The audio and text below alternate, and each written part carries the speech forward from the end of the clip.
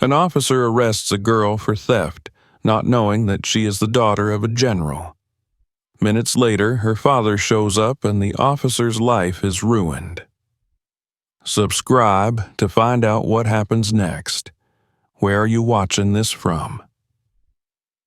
The sun shone brightly over the park, its warm rays illuminating the lush greenery where groups of children and families enjoyed the pleasant afternoon. Among them, 13-year-old Liana strolled leisurely with her friends. It was a rare day off from school, and they were making the most of it. The air was filled with laughter, the scent of freshly cut grass, and the distant hum of bicycles whirring along the paths. For Liana, the day felt perfect. A break from homework, teachers, and responsibilities. Liana and her two best friends, Taylor and Emma, were chatting animatedly, discussing their favorite songs and joking about school events. They posed by the fountain, giggling as Taylor tried to take selfies with her arms stretched far beyond what was reasonable. Liana leaned over, trying to fit into the frame while laughing so hard her stomach hurt. A few yards away, a group of kids played tag, while others rode bikes along the winding trails. Liana smiled, feeling a rare sense of peace. She loved these moments. Just hanging out, no pressure, no stress. It felt like the world was as light and carefree as the breeze ruffling through the leaves above their heads. "Hey, you think we should grab ice cream before we leave?" Emma asked, kicking a pebble along the path.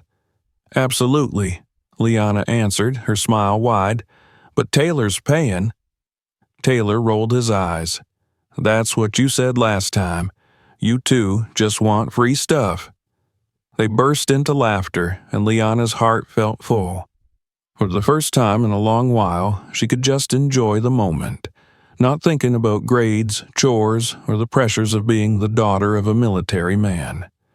She loved her dad deeply, but his job and his expectations often weighed heavily on her young shoulders.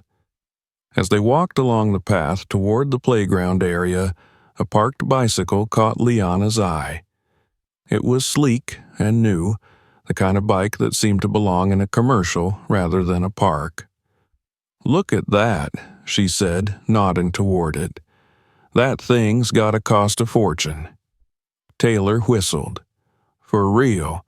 Imagine rolling into school with something like that." Emma grinned. "You'd be the queen of recess." They laughed again and continued walking, not paying the bike any more attention. At least, not until things took a turn for the worse. The three friends had just reached the playground when a shadow loomed behind them. Liana turned and found herself staring at a police officer. He was tall, white, and stern-faced, with an expression that radiated authority and hostility. His badge gleamed under the sunlight, and the tension in his posture sent an immediate chill down Liana's spine. "You," the officer barked, pointing at Liana. "Stop right there." The suddenness of his voice made all three kids freeze in place. Liana's heart pounded in her chest, her carefree afternoon shattered in an instant. "Yes, you," the officer repeated, stepping closer. "Where do you think you're going?" We were just walking," Liana stammered, confused and alarmed. "What's wrong?" "You know exactly what's wrong," the officer sneered, his eyes narrowing. "Where's the bike?" Liana blinked, struggling to comprehend what he was saying. "What bike?" "The one you just stole," the officer growled, his hand moving to rest on the handcuffs at his belt. "Don't play dumb with me." Liana's stomach dropped. "I didn't steal anything. We were just walking. We didn't even touch the bike." The officer's sneer deepened, and the look in his eyes was enough to tell Liana that he had already made up his mind. "Yeah, right," he said sarcastically. "You people always have an excuse." Liana's friends immediately jumped to her defense. "She didn't steal anything," Taylor shouted, stepping forward. "We were just walking around, I swear." but the officer cut him off with a wave of his hand. "Back off, kid, unless you want to get hauled in too." Emma looked around in desperation, hoping for a passerby to intervene. But most people in the park either pretended not to notice or watched from a distance, unsure whether they should get involved. Liana's pulse raced as panic began to set in. She could feel the judgment in the officer's gaze, the way his words dripped with disdain. The phrase, "you people," echoed in her mind, sharp and heavy, making her feel small and vulnerable. The officer took a step closer, towering over her. "Turn out your pockets," he ordered. Liana felt anger rising in her chest, but fear kept her frozen in place. "I told you, I didn't steal anything." The officer's patience seemed to run out. He grabbed her wrist roughly, yanking her closer. "You're resisting now? Is that how it's gonna be?" "Hey, leave her alone," Taylor yelled, stepping forward again. The officer shot him a withering glare. "Get out of here, kid, or you'll be next." Tears stung Liana's eyes as the officer's grip tightened on her arm. "Please," she whispered. "You have the wrong person." The officer let out a cold laugh. "You think I haven't heard that before?" Without waiting for another word, he spun her around and pulled her arms behind her back. The metallic click of the handcuffs locking into place was loud and final, like the slamming of a door. Liana winced as the cold steel dug into her wrists. "Stop! She didn't do anything!" Emma cried, now visibly distressed. She looked around again, hoping someone, anyone, would help. A few passers-by watched with uneasy expressions, but did nothing to intervene. Someone began recording the scene on their phone, but no one stepped forward to stop the officer. The humiliation Liana felt was overwhelming. Her friend's protests fell on deaf ears as the officer dragged her toward his patrol car, indifferent to her pleas of innocence. The weight of the handcuffs, the stares from strangers, and the cruel, dismissive tone of the officer all combined to make her feel powerless and exposed. "You've got the wrong person," she cried out again, but her voice was drowned out by the officer's commanding tone. "We'll see about that," he muttered as he shoved her into the back seat of the patrol car. Liana's heart raced as the door slammed shut behind her. Tears rolled down her cheeks, but she wiped them away furiously, determined not to let him see her cry. The cold metal of the handcuffs pressed against her skin, a harsh reminder of how quickly her carefree afternoon had turned into a nightmare. Through the window, she could see her friends standing helplessly on the sidewalk, watching as the car prepared to pull away. Emma had her phone out, still recording, while Taylor looked like he was about to burst with anger and frustration. "I want to call my dad," Liana whispered through the half-open window, her voice cracking with emotion. The officer laughed, a harsh, joyless sound. "You can call whoever you want once we get to the station." Liana closed her eyes, trying to steady her breathing. She didn't want to think about what her father would say when he found out, or how disappointed he might be. But deep down, she knew that if anyone could fix this, it was him. As the patrol car began to pull away, Liana opened her eyes and looked out the window one last time. Her friends were still standing there, staring after her with expressions of helplessness and disbelief. The park, once filled with light and laughter, now felt cold and distant. The interior of the police car was suffocatingly silent, the hum of the engine and the distant chatter of the radio doing little to calm Liana's racing heart. Her wrists throbbed from the tight grip of the handcuffs, and the hard plastic seat beneath her felt cold and unforgiving. Through the windows, she could still see her friends standing helplessly in the park, their faces a mixture of fear and anger. But the officer, sitting in the driver's seat, showed no such concern.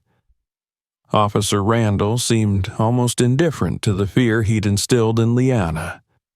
He adjusted the radio volume and began humming under his breath as if arresting a 13-year-old girl was just another routine part of his day.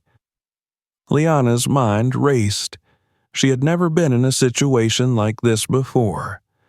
Fear twisted her stomach into knots as she struggled to understand what was happening. She wanted to scream, to beg, but deep down, she knew it wouldn't matter. The way Randall looked at her, the cold, dismissive way he'd treated her, made it clear. He'd already decided she was guilty. "Please," Liana whispered, her voice trembling. "I didn't do anything." Randall didn't even glance at her. Instead, he snorted, a cruel grin spreading across his face. Yeah, that's what they all say." Liana gritted her teeth, trying to hold back her tears. She thought about her father, General Marcus Brown.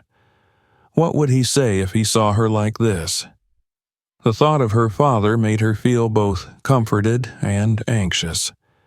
He always told her to stand up for herself, to fight for justice. But how could she do that now, locked in the back of a police car with no way to prove her innocence? The ride to the precinct felt like an eternity. Every bump in the road jolted Liana's thin frame, making the cuffs bite even harder into her wrists. When they finally arrived, Officer Randall yanked open the car door, his grip firm on her arm as he pulled her out. "Come on, kid, let's get this over with." As soon as they stepped onto the pavement, Liana's legs wobbled beneath her. People on the sidewalk stared, some whispering among themselves, others pulling out their phones to film the scene. Liana's cheeks burned with humiliation. She knew what they saw, just another black girl in trouble with the law. None of them knew the truth. Randall led her roughly toward the entrance of the station. Liana tried to keep up, but his pace was quick and merciless. When she stumbled, he gave her a hard yank, pulling her back to her feet with an impatient grunt. "You better learn to keep up, girl," he muttered, just loud enough for her to hear. "Ain't nobody gonna feel sorry for you." The words stung. Liana bit her lip, trying to swallow the lump forming in her throat. She couldn't cry now, not in front of him, not here. Inside the station, the fluorescent lights buzzed overhead, casting an eerie glow over the drab walls. Officers moved about, some glancing briefly in Liana's direction, but no one intervened. Randall pushed her toward the booking desk where another officer sat behind a computer typing away. "Got a new one for you," Randall said with a smirk. "Caught her trying to steal a bike in the park." The officer behind the desk barely looked up. "Another one, huh?" Liana clenched her fists, frustration bubbling up inside her. They were talking about her like she wasn't even there, like she was just another statistic, another problem to be dealt with. "I didn't steal anything," she shouted, her voice cracking. "You've got the wrong person." Randall let out a low chuckle. "Of course you didn't. You kids never do, right?" Before Liana could respond, he grabbed her by the arm again, his fingers digging painfully into her skin. "Let's get you processed," he said, pulling her toward a small room at the back of the station. "And maybe, just maybe, your daddy can bail you out before dinner." The room was cold and sterile, the walls bare except for a clock ticking loudly above the door. Randall pushed Liana into a chair and stood over her, his hands on his hips. "Empty your pockets," he ordered. Liana shook her head, her hands still cuffed behind her back. "I told you, I didn't take anything." Randall sighed dramatically. "Well, if you won't cooperate, we'll just have to do this the hard way." He reached down and began patting her pockets, his hands rough and careless. Liana squirmed, but she knew better than to resist. Any wrong move could make things worse. satisfied that he hadn't found anything, Randall stepped back and crossed his arms. "Guess you're not as clever as you thought." Liana glared at him, her anger finally breaking through her fear. "You don't care if I'm guilty or not, do you? You just saw a black girl and decided I must be a thief." Randall's expression darkened. "Watch your mouth, kid. You don't know who you're talking to." Liana held his gaze, refusing to back down. For a moment, the room was thick with tension, the clock ticking loudly in the background. Then, with a sneer, Randall turned away. "You people never learn," he muttered under his breath. As Liana sat in the cold room waiting for whatever came next, she could feel the weight of injustice pressing down on her. She knew she was innocent, but here, in this place, her innocence didn't matter. To them, she was just another black kid who didn't belong, a girl with no power, no voice, no way out. But then, she thought about her father again. General Marcus Brown wasn't just any father. He was a man who fought battles, a man who never backed down from a fight. And she knew, deep down, that he wouldn't let this go. Liana closed her eyes, taking a deep breath. She just had to hold on a little longer. Her father would come. He always did. As she waited in that cold, lonely room, the door suddenly opened. Another officer, this one younger and less sure of himself, stepped inside. "Your dad's on the way," he said awkwardly, glancing at the floor as if he didn't want to meet her eyes. Liana's heart leapt with relief, but she kept her expression neutral.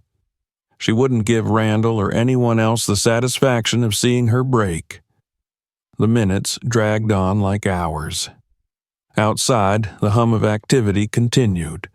Phones ringing, officers chatting, the occasional clink of handcuffs.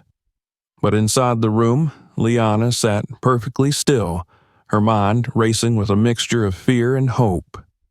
Then, finally, she heard it. The sound of footsteps echoing down the hallway, firm and deliberate. And before she could even see him, she knew. Her father was here. The heavy thud of polished shoes echoed down the station hallway, sending a ripple of tension through the precinct. Officers who had been casually chatting suddenly straightened, glancing nervously toward the entrance. There was something about the presence of General Marcus Brown that commanded attention, an aura of authority and power that couldn't be ignored. As he entered, flanked by two sharply dressed lawyers and his personal security, every head in the room turned. General Brown wasn't just a man in uniform, he was a towering figure of respect and influence. His military posture was impeccable, and the hard look in his eyes told everyone that he was not in the mood for excuses. Marcus's gaze swept the room until it landed on Officer Randall. The officer's confident sneer faltered the moment he recognized who was standing before him. Randall had dealt with plenty of irate parents in his career, but none of them were generals. None of them carried the same level of power that Marcus Brown did. "Where is my daughter?" Marcus's voice was calm but laced with steel. It was the kind of tone that left no room for negotiation. Randall cleared his throat and tried to regain his composure. "She's being processed. We had probable cause to detain her for theft." Marcus's expression didn't waver. He stepped closer, so close that Randall could feel the weight of his presence pressing down on him. "You detained a 13-year-old child," Marcus said slowly, his voice dangerously calm, "based on a false accusation. Do you know who I am, Officer Randall?" The room grew silent as a grave.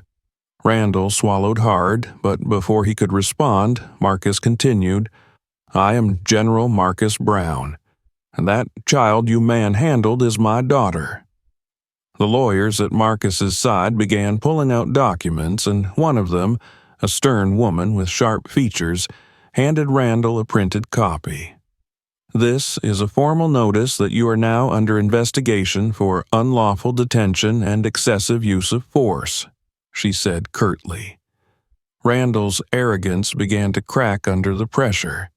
He glanced toward his fellow officers, hoping for support, but they all looked away, unwilling to be dragged into the confrontation. His heart pounded in his chest as he realized just how badly he had misjudged the situation. "This is a misunderstanding," Randall stammered, trying to salvage the moment. "She was near the bike. We were just following protocol." Marcus's dark eyes narrowed. "And what protocol, exactly, allows you to racially profile children?" His voice was low, but every word carried the weight of authority. "What gave you the right to assume my daughter was a thief?" The younger officer who had informed Liana about her father's arrival now fidgeted awkwardly in the corner. The tension in the room was unbearable, and it was clear that Randall had lost whatever control he thought he had over the situation. Moments later, the door to the holding room opened, and Liana stepped out. Her eyes were puffy from crying, but when she saw her father standing tall, her fear melted into relief. "Dad!" she cried, rushing toward him. Marcus's hard expression softened the moment his daughter was in his arms. He knelt down and pulled her into a tight embrace, whispering softly, "I've got you, sweetheart. You're safe now." Randall watched, a sinking feeling settling in his gut. He knew that what little defense he had was crumbling before his eyes. Marcus stood, keeping one arm protectively around Liana, and turned back toward Randall. "You will release her immediately," Marcus ordered, "and you will answer for every moment of this disgraceful treatment." At that moment, the station's captain entered, alerted by the commotion. He looked from Randall to General Brown, instantly realizing the gravity of the situation. "General Brown," the captain began, his tone respectful, "let's not escalate things further. I assure you, we'll investigate this incident thoroughly." "Oh, I know you will," Marcus responded, his voice sharp, "because I'm not just here for my daughter, I'm here for every child you've wrongfully detained. And I will make sure this station answers for every act of injustice." The captain's expression tightened, but he nodded. "Officer Randall, release the girl, now." Randall reluctantly removed the handcuffs from Liana's wrists, his hands trembling slightly. She winced as the cuffs came off, rubbing her sore wrists. Marcus's jaw clenched at the sight of the red marks on her skin. "You'll hear from my lawyers," Marcus promised, his voice cold. "This isn't over." As they prepared to leave, Liana's friends arrived at the station, escorted by Marcus's security team. Taylor and Emma rushed to her side, relieved to see her free. "We've got videos," Taylor whispered to Marcus. "We recorded everything." Marcus gave him a nod of approval. "Good. Make sure those videos get shared widely. People need to see what happened here." The group left the station, stepping out into the cool evening air. Liana clutched her father's hand tightly, her heart still racing from the ordeal. But with every step away from the precinct, she felt lighter, knowing that her father was by her side, and that justice would be served. As they drove home, Marcus's mind was already racing. He knew that what happened today wasn't just an isolated incident. His instincts told him that Officer Randall had likely targeted other black children before, and this time, he'd targeted the wrong one. Sitting in the back seat with Liana's hand in his, Marcus vowed to uncover the truth. He wasn't just going to fight for his daughter. He was going to fight for every child who had ever been treated unfairly by a broken system. This wasn't over, not by a long shot. The morning sun streamed through the windows of Marcus's study as he sat at his desk, phone in hand, scrolling through documents and messages. His mind worked tirelessly, connecting every piece of evidence, every video clip, and every witness statement. Liana's case had grown beyond a personal matter. It had become a battle against systemic injustice. He had spent the night reaching out to legal contacts, journalists, and civil rights organizations. Within hours, the video of Liana's wrongful arrest had gone viral. News outlets picked up the story, sparking outrage on social media. #Justice for Liana trended nationally, with the people demanding answers and accountability. Sitting across from Marcus was Liana, her wrist still sore, but her spirit unbroken. Her friends Taylor and Emma had stayed over, unwilling to leave her side. The outpouring of support from her father and the public gave her a renewed sense of strength, but the emotional weight of the experience still hung heavy in her heart. "Are you okay, sweetheart?" Marcus asked gently, placing a reassuring hand on her shoulder. Liana nodded, though her eyes betrayed lingering fear. "I just want this to be over." Marcus smiled softly. "It will be, soon, but not before we make sure it doesn't happen again, to anyone." The day was only beginning when Marcus received a call from the captain of the precinct, his voice laden with regret. "General Brown, I want to offer our sincere apologies for what happened yesterday. We've placed Officer Randall on administrative leave pending an investigation." "That's not enough," Marcus replied coolly. "This isn't just about my daughter. I want every complaint against that man reviewed, and I want answers. I won't settle for anything less than full transparency." The captain hesitated before responding. "I understand. We'll cooperate fully." As Marcus hung up, his resolve deepened. Apologies were meaningless without accountability. That afternoon, Marcus called a press conference. Standing at a podium outside his home, he addressed a crowd of reporters, activists, and concerned citizens. Liana stood beside him, holding his hand tightly as cameras flashed. "This is not just about my daughter," Marcus began, his voice steady and commanding. "What happened to Liana was a symptom of a much larger problem, one that has gone unaddressed for far too long." He paused, looking directly into the cameras. "We must confront the biases that exist within our law enforcement system. We cannot allow children, especially children of color, to be treated as criminals without cause. I'm here not only to demand justice for my daughter, but to demand change." The crowd erupted in applause, and reporters shouted questions. Marcus gestured for silence before continuing. "I'm calling for a full investigation into Officer Randall's history and the practices of the precinct that allowed this behavior to persist. We will not rest until justice is served." As the investigation progressed, damning evidence began to surface. Complaints against Officer Randall, previously dismissed or ignored, were now being thoroughly reviewed. It became clear that Liana's case was not an isolated incident. Other black teenagers had reported similar mistreatment, only to be silenced or dismissed. Community leaders rallied around Marcus's cause, demanding comprehensive reforms.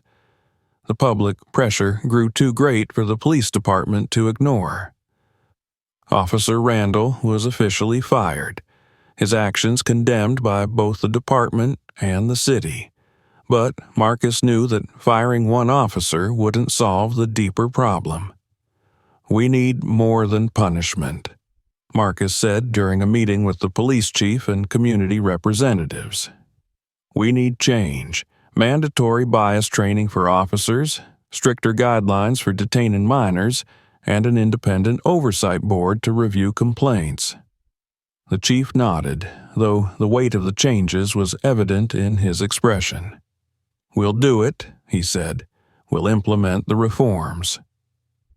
Meanwhile, Marcus and Liana's story continued to spread. Civil rights organizations reached out to offer support, and schools invited Liana to speak about her experience. Though nervous at first, Liana found that sharing her story was empowering, not just for her, but for others who had suffered in silence. At one of her speaking events, she stood in front of a room full of students and community members, her heart pounding but her voice steady. "What happened to me was scary," Liana admitted, "but I learned that we don't have to let fear control us. We have the power to speak up, to demand change, and to make things better, for ourselves and for the people who come after us." The room erupted in applause, and for the first time since her ordeal began, Liana felt something close to peace. In the weeks that followed, the city council passed new measures aimed at preventing racial profiling and ensuring greater accountability within the police force. Officers were required to undergo anti-bias training, and the newly established Oversight Board began reviewing old complaints, determined to correct past wrongs. Randall's firing was just the beginning. The precinct as a whole was forced to confront its failures, and other officers with questionable records faced investigations. Change, though slow, had begun. One afternoon, Marcus received a call from the police chief. "The reforms are in place, General, and the Oversight Board wants you to join as an advisor." Marcus paused for a moment, a sense of satisfaction settling over him. "I'd be honored," he replied. The final victory came when Liana and Marcus attended a community event celebrating the new reforms. It was held in the same park where her arrest had taken place, but this time the atmosphere was one of hope and unity. Liana stood on the small stage, surrounded by her friends and community leaders. As she spoke, her voice carried with the confidence of someone who had faced injustice and overcome it. "This isn't just my story," she said, "it's all of ours.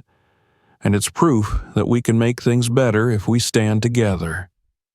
Her words were met with cheers and applause, and as she looked out at the crowd she spotted familiar faces. Taylor, Emma, and even some of the officers who had once been part of the problem, now committed to change.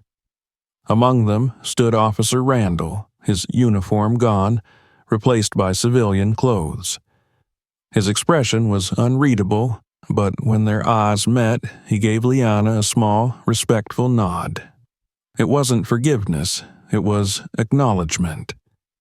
As the event came to a close, Marcus and Liana stood side by side, watching as people laughed, talked, and celebrated the progress they had made together. The journey had been difficult, but it had been worth it. Liana squeezed her father's hand, a small smile tugging at her lips. "We did it, Dad," she whispered. Marcus smiled down at her, pride swelling in his chest. "Yes, we did." And in that moment, standing in the place where fear and injustice once reigned, they knew they had turned the tide. Together, they had built something stronger, a foundation for a better, more just future. Weeks after Officer Randall's firing, the dust had settled, but the consequences of his actions lingered like a shadow over the precinct and the community. Randall found himself isolated, not just from the department he once served, but from the people who had once respected him. The media attention, the public outrage, and the shame of his misconduct weighed heavily on him. In the quiet confines of his modest apartment, Randall sat at his kitchen table, staring at the resignation letter he had written. His hands trembled as they hovered over the keyboard. Quitting the force felt both like an escape and a failure.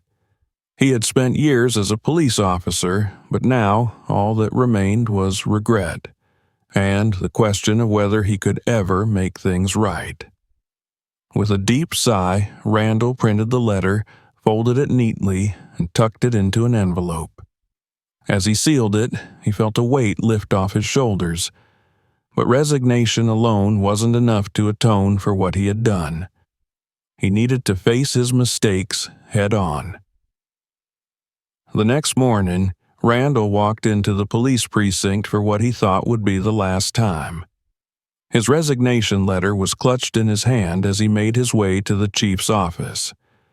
The chief looked at him with a mix of disappointment and pity. "Are you sure about this, Randall?" he asked quietly. Randall nodded. "Yes, sir. I've thought it through. I can't stay on the force, not after what I did. It's the right thing to do." The chief gave a slow, reluctant nod. "I respect your decision." With a final handshake and a somber goodbye to his colleagues, Randall cleared out his locker and walked out of the precinct, the weight of his badge now lifted, but the guilt still heavy on his heart. In the days that followed, Randall found himself drawn to a local community outreach center. It was a place he had driven past countless times on patrol but never thought much about. Now it seemed like a beacon of hope, a place where he could begin to understand the people he had wronged. With hesitant steps, he walked through the doors of the center. A young volunteer named Sarah greeted him with a warm smile. "Hi there. Are you here to volunteer?" Randall hesitated, feeling out of place. "I think I am," he replied awkwardly. "I'm looking to make a difference." Sarah's smile widened. "You've come to the right place." At first, Randall felt like a stranger among the kids at the center.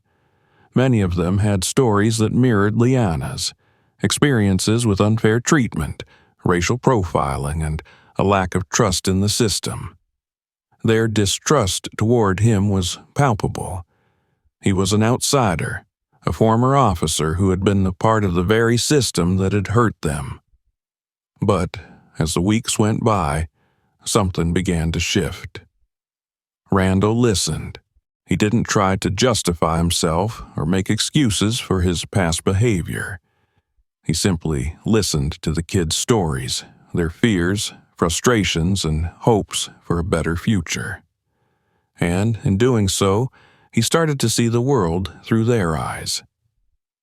There was Daniel, a bright teenager with dreams of becoming a lawyer, who spoke passionately about the need for justice. And there was Tanya, an artist whose talent was overshadowed by the daily challenges she faced at home.